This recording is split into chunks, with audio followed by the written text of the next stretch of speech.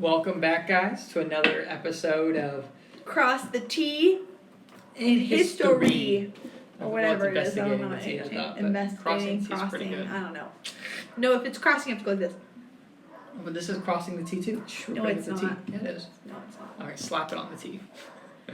All right, so today we're talking about crime and punishment in the Middle Ages. Are you excited?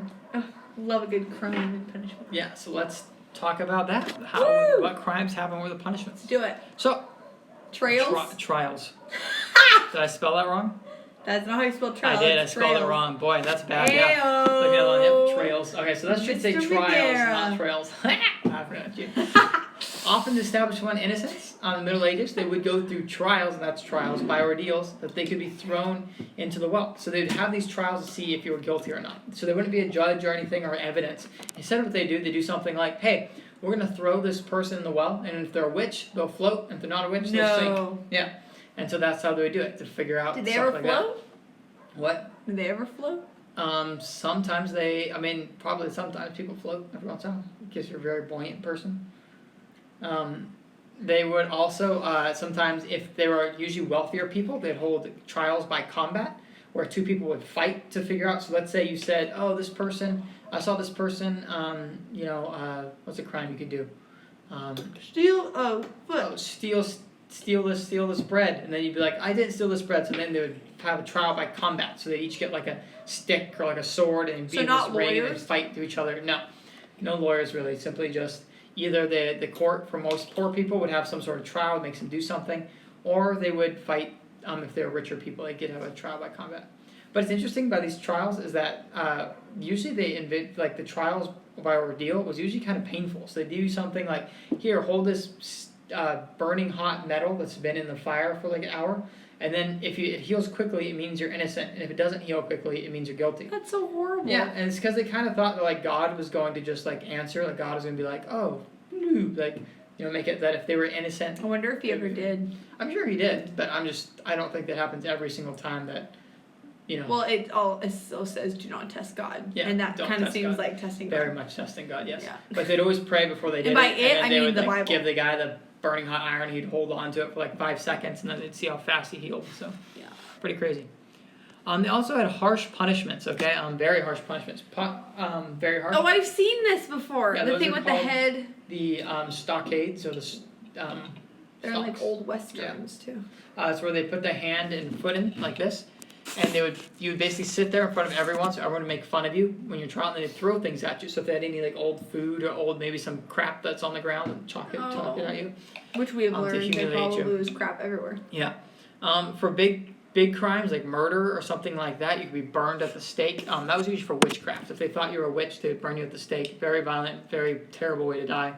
Basically, you'd be tied to this giant log and they'd light you on fire. There's someone really famous. Who did that? Joan of Arc. Oh, yeah. I don't know anything about her, but... But, yeah, and then for small things, you might be put in the stocks, or you'd be publicly humiliated. They might, parade you around somewhere naked or something like that, and everyone made fun and jeered at you. Did they have a judge? Who decided these things? It's usually the... Priest? Sometimes the priest.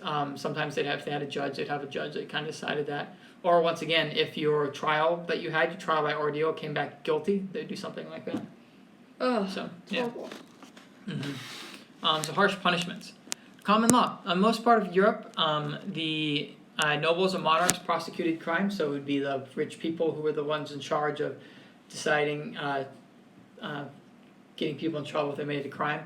But in 1100, things begin to change, and the rulings are being made by judges, as you were saying, and they come up with this thing called the common law, so there's somewhat similarity between laws.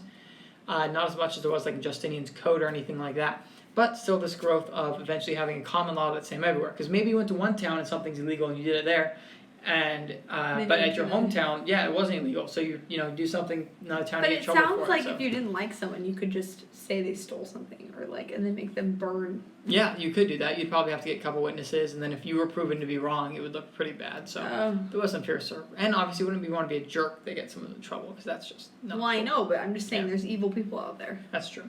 Anyways, common law basically comes around and it allows multiple towns to kind of use the same thing, and it's kind of the first stepping stone to society that we have today. where, I can go, if I commit a crime inside my house, or if I drive 50 miles and commit the same crime, it's going to be the same punishment because it's the laws. Doesn't matter where you're located or who you are, right? Is it still called common law in England? I do not think so. It's just the law. Pretty sure, yeah. The idea of common law is this. I mean, it still is common law. The idea of common law is that all the laws are common, but that's why it's this idea. But they don't call it the common. They wouldn't say, "Oh, it's my common law." Anyways, all right. So that brings us to Mrs. Magera's tea time. But it's not tea. It's a frothy froth drink. But you should try to drink it because it tastes way better than the froth that was in the spoon. Because again, I didn't make tea because I completely forgot. Caramel. And I really like sweet things. Because you're a sweet person. All right. He's cute. Anyway, okay, so trials, crime and punishment. I got some tea. Let me tell you. And it's so funny because it's really, like, sometimes I give you tea that has nothing to do with your assignment. I mean, your stuff, but this is, like, dead on. You ready? Give us the tea, yeah. Okay, I think I might have mentioned this in one of them, but now I learned more facts about it. I think once I said you can sue a pig, but back then you really could put an animal on trial. Like, it was extremely common, and mainly for pigs.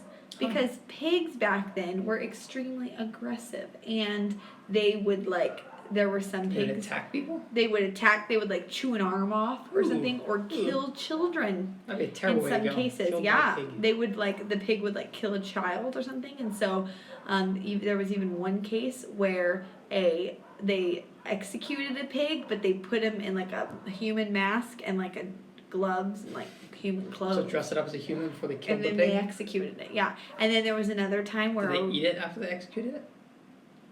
I don't know. Is it like tainted ham? Or I don't think you would eat it. I don't know, but think about, would you want to eat a pig who killed your child? That's true. I mean, maybe it's like a ultimate form of vengeance. To eat it? I don't know. Yeah. No, because it ate your child. So, like, you're going to eat what ate your child? It probably, like, just killed the child. I just am not going to do that at all. Anyway, not at all. And then there was also a rooster who was on trial because he laid an egg. And he was on trial for it. I'm assuming that rooster was a chicken. Yeah, well, they said it was inhuman is what, like, the trial went to. But sometimes... Did they just see it lay an egg, or how do they know it wasn't a chicken's egg? I don't know. That's what the thing said, that it's... Because there's a record of them. And then, yeah, but sometimes they were innocent. So there was one time that a donkey did something really bad, and then the farmer was like, but it's a really good donkey, like, the farmer talked them out of it. So he saved his donkey. Yeah, the donkey was innocent. It's a good donkey owner. If I'm a donkey, I want him to be like... Right? Yeah. All right, well, that is some great tea. Thanks. Bye, guys. Have a good night.